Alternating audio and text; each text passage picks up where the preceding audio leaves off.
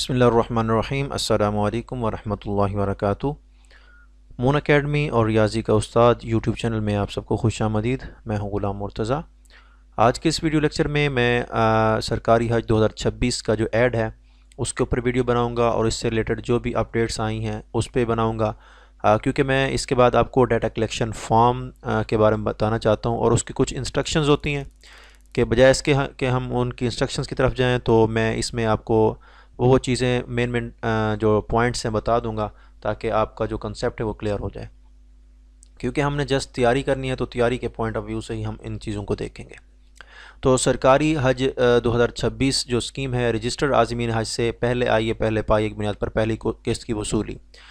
तो जो रजिस्टर्ड दरख्वास्त गुजार थे उनसे पहली किस्त की जो वसूली हुई है वो 4 अगस्त से लेकर 9 अगस्त तक हुई है। इस डेट को आपने याद रखना है, 4 अगस्त 2025 से 9 अगस्त 2025। तो पहली किस्त जो है वो लॉन्ग पैकेज जो 38 से 42 डेज़ तक है, मिनिमम डेज 38 है, मैक्सिमम 42 है, तो 5 लाख रुपए। शॉर्ट पैकेज जो 20 से 25 दिन का है वो 5.5 लाख है।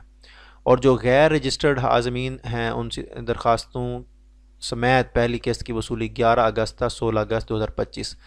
जो ऑनलाइन रजिस्ट्रेशन हुई थी उनके लिए वो उन्होंने डेट दी है 4 से 9, और जो रजिस्टर्ड नहीं हुए थे उनके लिए 11 से 16 अगस्त है।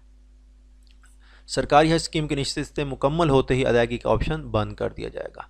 तो बुनियादी पैकेज जो होगा वो 11.5 लाख से 12.5 लाख तक होगा, और ये 11.5 लाख जो है ये लॉन्ग पैकेज होगा, कुर्बानी भी इसमें शामिल है। और जो 12.5 लाख है ये शॉर्ट पैकेज होगा, इसमें भी कुर्बानी शामिल है।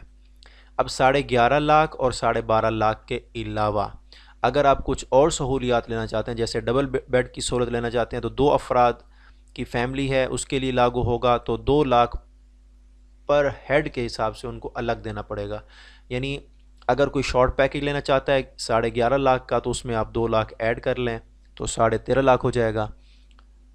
इसी तरीके से अगर कोई लॉन्ग पैकेज जो लॉन्ग पैकेज वाले हैं वो 11.5 लाख हैं, तो लॉन्ग पैकेज का 11.5 और 2 ये बन जाएगा 13.5 लाख। और जो शॉर्ट पैकेज है 12.5 लाख, 2 लाख इसमें ऐड कर दें 14.5 लाख हो जाएगा। अगर 3 बेड का रूम लेना चाहते हैं तो फिर पर हेड आपको 67,000 एक्स्ट्रा पे करने पड़ेंगे। अगर आप लॉन्ग पैकेज में हैं 11.5 लाख में 67,000 ऐड कर दें, अगर आप शॉर्ट पैकेज के हैं तो 12.5 लाख में 67,000 ऐड कर दें। तो नामजद बैंक कौन कौन से हैं ये आपने देख लेने हैं। MCB है, हबीब बैंक है, नेशनल बैंक है, अस्करी बैंक है, बैंक इस्लामी है, अलाइड बैंक है, यूनाइटेड है, फैसल है, हबीब मेट्रो बैंक है, बैंक अल फलाह, बैंक अल हबीब, सुनहरी, ज़राई तरक्याती बैंक और मीज़ान बैंक है। तो ये बैंक भी आपने देखने हैं, इनको याद रखना है। इसके बाद जो सहूलियात दी जाएंगी उसमें हज तरबियत है, वैक्सीनेशन है, सफरी बैग है, मोबाइल सिम है और मेडिकल की सहूलियात हैं। 2 तरफ़ा हवाई टिकट है, आने जाने का ट्रांसपोर्ट है, खाना है, मक्का मुकरमा और मदीना मुनव्वरा में शेयरिंग रिहाइश है। 4 से 6 महरम रिश्तेदारों का फैमिली रूम होगा, ट्रांसपोर्ट होगी, एयर कंडीशन मकतब होंगे मिना अरफात के अंदर। कुर्बानी 5 लीटर जमजम की बोतल मिलेगी आपको, लाइफ इंश्योरेंस है, तकाफुल लॉन्ग पैकेज 38 से 42 दिन का है, शॉर्ट पैकेज 20 से 25 दिन का है। तो कुछ हिदायत और शराइत हैं, इसको आप देख लें। सरकारी हज स्कीम के वाजबात 2 अक़सात में जमा कराना होंगे। दूसरी किस्त की वसूली 1 नवंबर 2025 से होगी। आज़मीन हज का इंतखाब पोर्टल पर इंदराज या बैंक से कंप्यूटराइज रसीद पर दर्ज तारीख और वक्त के मुताबिक पहले आइए पहले पाइए की बुनियाद पर किया जाएगा। 26 नवंबर 2026 तक कारआमद पाकिस्तानी पासपोर्ट और 1 मार्च 2014 से पहले पैदा होने वाले मुसलमान दरख्वास्त देने के अहल हैं। यानी 26 नवंबर 2026 तक। जो पिछले साल जो ऐड था उसमें उन्होंने दिसंबर की डेट रखी थी 2025 तक, ठीक है। मेरे ख्याल में 16 दिसंबर 2025 तक अगर किसी का कारआमद पाकिस्तानी पासपोर्ट था तो वो अप्लाई कर सकता था। अब इसमें 26 नवंबर 2026 है, इसको आपने याद रखना है। और 1 मार्च 2014 से पहले पैदा होने वाले मुसलमान दरख्वास्त देने के अहल हैं। ख़वातीन आज़मीन हज बैंक में मौजूद मुजवज़ा हल्फनामा देने पर बगैर महरम हज पर जा सकती हैं। इसके ऊपर पहले मैं वीडियो बना चुका हूँ कि जो बगैर महरम के जाना चाहती हैं ग्रुप की सूरत में, तो उसके ऊपर भी आपने देख लेनी है। हज पैकेज में शामिल लाजमी कुर्बानी जो सऊदी अरब के निज़ाम अज़ाही प्रोग्राम, ठीक है, के मुताबिक अमल में आएगी। प्राइवेट कुर्बानी की इजाज़त नहीं है, यानी अब आपने गवर्नमेंट के थ्रू ही करनी है, प्राइवेट की इजाज़त बिल्कुल नहीं है। सऊदी हिदायत के मुताबिक हज पर रवानगी मतलूबा जिस्मानी सेहत से मशरूत है। मेडिकल फिटनेस सर्टिफिकेट हज फार्म का हिस्सा है। महरम रिश्तेदारों को 4 से 6 अफराद के फैमिली रूम में बशर्ते दस्तयाबी ठहराया जाएगा, इसलिए फॉर्म भरते वक्त रिश्तेदारों का इंतखाब सोच समझ कर करें। बैरून मुल्क मुकीम दरख्वास्त गुजार खुद या अपने रिश्तेदारों के जरिए नामजद बैंकों में पाकिस्तान रुपये अपनी रकम जमा करवा सकते हैं। पाकिस्तान में मुकीम दरख्वास्त गुजार वजारत की वेबसाइट के जरिए ऑनलाइन भी हज दरख्वास्त और वाजबात जमा करवा सकेंगे। पाकिस्तानी पासपोर्ट या टोकन शनाख्ती कार्ड या बे फॉर्म की फ़ोटो कापियाँ सफ़ेद पस मंज़र वाली पासपोर्ट साइज़ तस्वीर के साथ बैंक से रब्ता करें। मज़ीद मालूमात के लिए वजारत की वेबसाइट, पाक हज 2026 मोबाइल ऐप, व्हाट्सएप चैनल और सोशल मीडिया अकाउंट्स को फॉलो करना है। प्राइवेट हज करने वाले आज़मीन मुस्तनद हज कंपनियों से रब्ता करें, जिसकी फ़हरिस्त जल्द वजारत की वेबसाइट पर दस्तयाब होगी। तो ये हेल्पलाइन वगैरह हैं, इसको भी आपने देख लेना। तो पहली किस्त जो है लॉन्ग पैकेज की 5 लाख है, दूसरी और जो शॉर्ट पैकेज है उसकी 5.5 लाख है, ठीक है। और पैकेज कहाँ तक बन रहा है? 11.5 से 12.5 लाख। और डबल बेड के लिए आपको 2 लाख पर हेड के हिसाब से एक्स्ट्रा देना पड़ेगा, और ट्रिपल बेड के लिए 67,000 है। तो ये MCQs के हवाले से आपने इनको याद रखना है। इसके बाद हम चलते हैं आज़मीन हज 2026 मुतवज्जा हूँ। इसके ऊपर भी मैं पहले वीडियो बना चुका हूँ। वो मेडिकल के हवाले से एक एफिडेविट होता है। तो इसमें 2026 में किन को इजाज़त नहीं होगी? अहम अदा की नाकामी, मसलन गुर्दों के अमराज हैं, दिल के मरीज़ हैं, ठीक है, जो मुशक्क़त के काबिल ना हो, फेफड़ों की मुस्तकिल बीमारी जैसे जिसमें वक्फे से या मुसलसल ऑक्सीजन की ज़रूरत हो, जिगर फेल हो चुका हो या सिकुड़ चुका हो, शदीद आसाबी या नफ्सियाती अमराज जिसमें यादाश्त को मुतासर करती हैं, ठीक है, शदीद बुढ़ापा जिसमें जैसे होता है ना जिस्म हिलता रहता है, राशे का मर्ज़ होता है, हमल के आखिरी 3 माह या किसी भी मरले की पेचीदगी वाले हमल, और जो फ़ाल मुतअद्दी बीमारियाँ होती हैं जो बड़े इज्तमात में ख़तरात लाहिक करती हैं, जैसे काली खांसी है, तपे दिक है, वायरल हेमरेज बुखार है, एडवांस स्टेज कैंसर है जिसकी केमियोथेरापी हो रही हो बायोलॉजिकल या रेडियोलॉजी इलाज के थ्रू। तो ये आपने चीज़ें देखनी है। इस तरह के जो मरीज़ होंगे उनको जो है ना इजाज़त नहीं होगी। ये भी MCQs के लिए आपने तैयार करने, इसमें से भी कुछ पूछ सकते हैं। इसके बाद है सरकारी हज आज़मीन हज मुतवज्जा हों, ये अभी मैं आपको उसमें करा चुका हूँ, ठीक है। तो याद यानी की जाती है ये हज बात दूसरी किस्त के लिए 6,50,000 रुपये जमा करवाने की आखिरी तारीख, ये यानी दोनों के लिए, चाहे शॉर्ट पैकेज है या लॉन्ग पैकेज है, सबके लिए 6.5 लाख रुपए, और आखिरी तारीख जो है 15 नवंबर है। इसके बाद हमारे पास यहाँ पर ये देखें, यहाँ लिखा हुआ है 3 तक 15 नवंबर है, 6.5 लाख रुपए उन्होंने एक्स्ट्रा पेमेंट करनी है। और जो लोग 2 बेड वाला रूम लेंगे वो 2 लाख पर हेड के हिसाब से एक्स्ट्रा देंगे, और जो 3 वाला लेंगे वो 67,000, ठीक है। तो ये चीज़ें आपने देखनी है। और जो डाटा कलेक्शन फॉर्म है मैं उसकी तरफ चलता हूँ। तो डाटा कलेक्शन फॉर्म में जो मेन चीज़ें हम तैयारी के हवाले से देखेंगे, उसमें आपने शॉर्ट पैकेज, लॉन्ग पैकेज, हाँ इसमें आप यहाँ देख सकते हैं, मैं आपको दिखाता हूँ। जिसका शॉर्ट पैकेज होगा 20 से 25 दिन, यहाँ पर देखें अभी हमने देखा है शॉर्ट पैकेज, मैं अभी आपको दिखाता हूँ। शॉर्ट पैकेज जो था हमारे पास 20 से 25 दिन है और 38 से 42 दिन है, ठीक है। इधर भी सेम वही लिखा हुआ है। तो मदीना शरीफ में जो शॉर्ट पैकेज वाले हैं वो 3 दिन रहेंगे, और जो लॉन्ग पैकेज वाले हैं वो 8 दिन रहेंगे, ठीक है, ये चीज़। और प्लेस ऑफ डिपार्चर को आपने याद रखना है, इसमें पेशावर शामिल नहीं है, बाकी मेन जो सिटी हैं इस्लामाबाद, लाहौर, कराची, कोयटा, मुल्तान, ये शामिल हैं। इसके अलावा शिया फैसिलिटीज़, अगर आप फ़िक़्ह जाफरिया से हैं तो येस करेंगे, अगर नहीं है तो फिर आपने नो करना है, ठीक हो गया। बस ये डाटा कलेक्शन फॉर्म है, इसमें इससे रिलेटेड मैंने कुछ क्वेश्चन बनाए, वो हम देख लेते हैं। जो मेन चीज़ें हैं वो मैं आपको बता रहा हूँ ताकि आपकी जो है ना उसी के मुताबिक जो है तैयारी हो सके।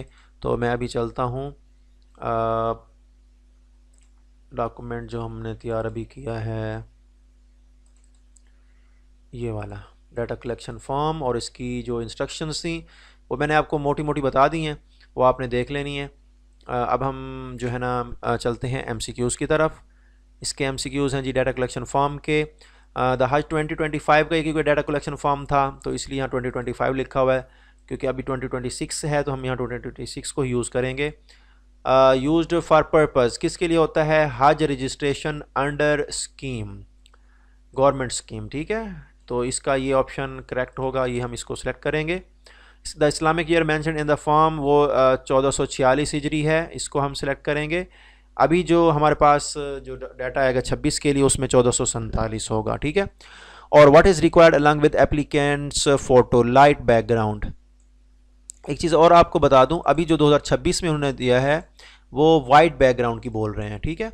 तो ये क्योंकि यहाँ पर जो फॉर्म था इसमें उन्होंने लाइट बैकग्राउंड यानी लाइट ब्लू बैकग्राउंड जो है उन्होंने कहा हुआ है, तो हम इसको सिलेक्ट करेंगे।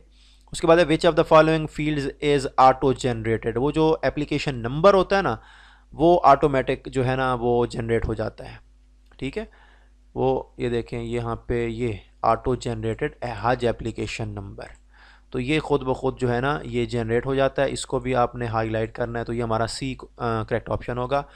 इन applicant type which two rules can be selected, leader or member, adult or minor, Shia or Sunni, regular or sponsorship. तो एप्लीकेंट टाइप में आपने चेक करना है कि आप कौन से एप्लीकेंट टाइप, ये देखें ये एप्लीकेंट टाइप है, इसमें देखें लीडर या मेंबर है, लीडर या member.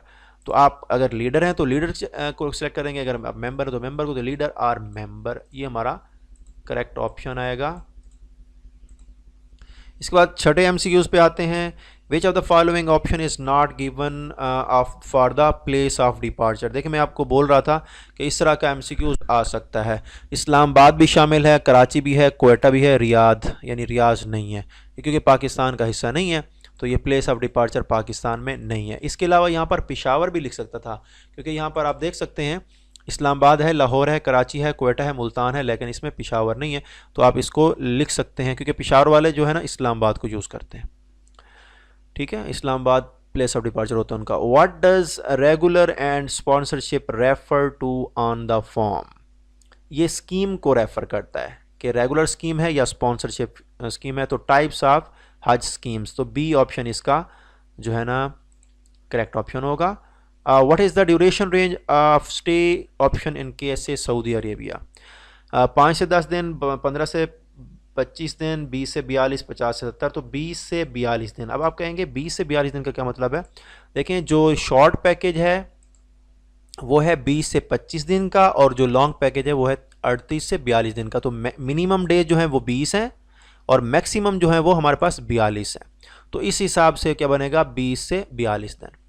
What accommodation options are available in मक्का।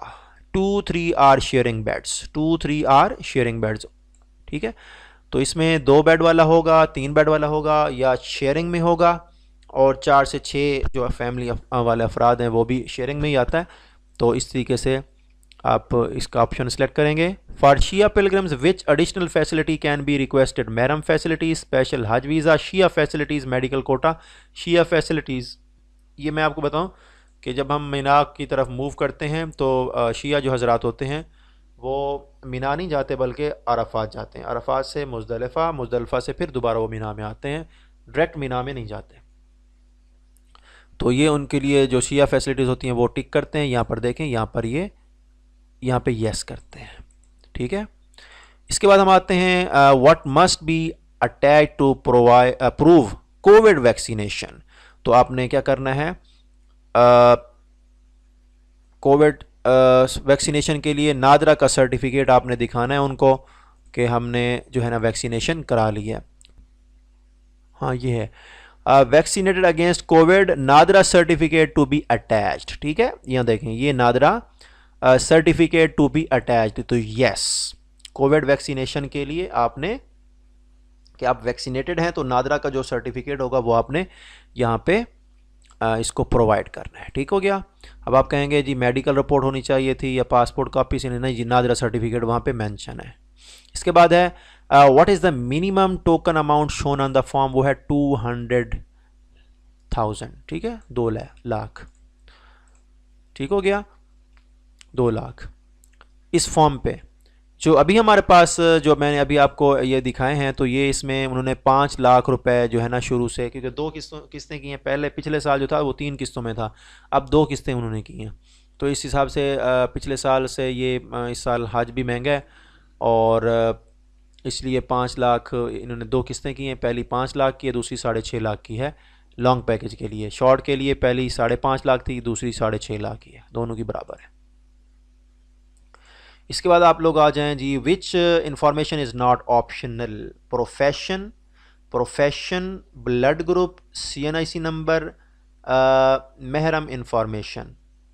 ठीक है, तो CNIC नंबर जो है ना ये ऑप्शनल नहीं है, ये आपने लाजमी देना है, क्योंकि प्रोफेशन भी ऑप्शनल है, ब्लड ग्रुप भी ऑप्शनल है, महरम इंफॉर्मेशन भी ऑप्शनल है, CNIC नंबर आपने लाजमी देना है। ठीक हो गया? यहाँ पर देखें, यहाँ पर ये पूछ रहा है CNIC नंबर, ये आपने लाजमी देना है। ठीक हो गया? इसके बाद हमारे पास है जी, converted SIM not allowed means SIM convert from one network to another is not allowed. C option इसका आएगा, क्योंकि यहाँ वहाँ पे मैसेज नहीं होता अगर आपकी सिम जो है ना वो कन्वर्टेड है। इसके बाद है, the nominee must be government employ, minor relative, adult and blood relative, bank representative. Nominee जो खुदा न खास्ता डेथ हो जाती है सऊदी अरब में, तो उसके लिए हमने नामज़द करना होता है, तो उसके लिए वो क्या होना चाहिए?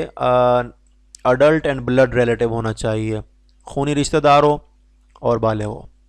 If the applicants passport is still being processed what should be attached? तो टोकन नंबर जो है आपके पास, जो टोकन नंबर होता है वो आपने, पासपोर्ट कॉपी नहीं, पासपोर्ट तो बना ही नहीं है, CNIC नहीं देना, बर्थ सर्टिफिकेट नहीं देना, बल्कि टोकन नंबर जो आपको पासपोर्ट ऑफिस वालों ने दिया वो आपने इसके साथ लगाना है।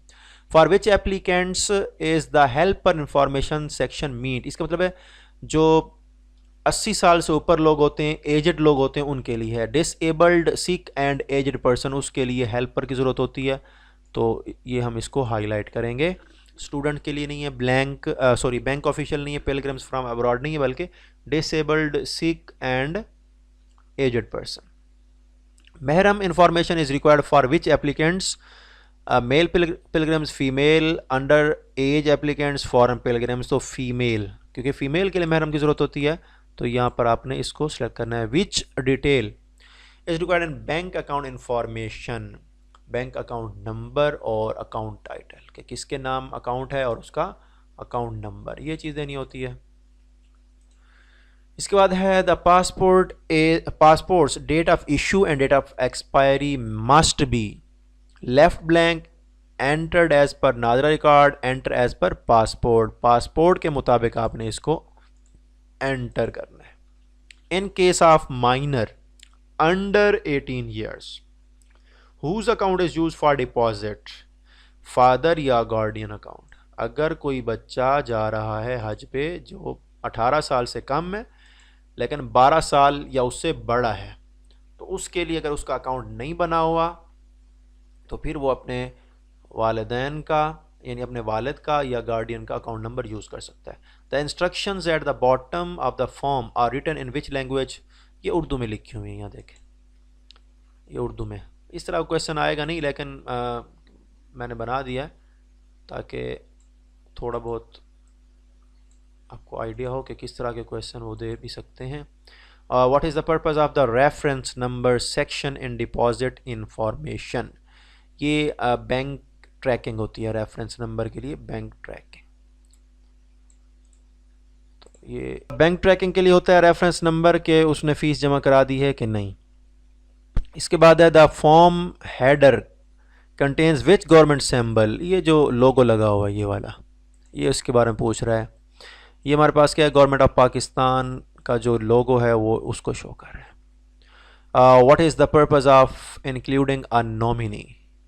टू क्लेम रिफंड और benefits in case of emergency और डेथ या एमरजेंसी की सूरत में उसने क्लेम करना है कि डाटा कलेक्शन फॉर्म और उसकी जो इंस्ट्रक्शंस थी वो मैंने आपको करा दी हैं। तो अभी इंशाल्लाह हम इसके बाद इकरारनामा देखेंगे, फिर हज से रिलेटेड प्रेजेंटेशन है वो देखेंगे। तो तो ये हज का डाटा जो हमारा 12 तारीख को टेस्ट होना है उससे रिलेटेड ये मुकम्मल हो जाएगा।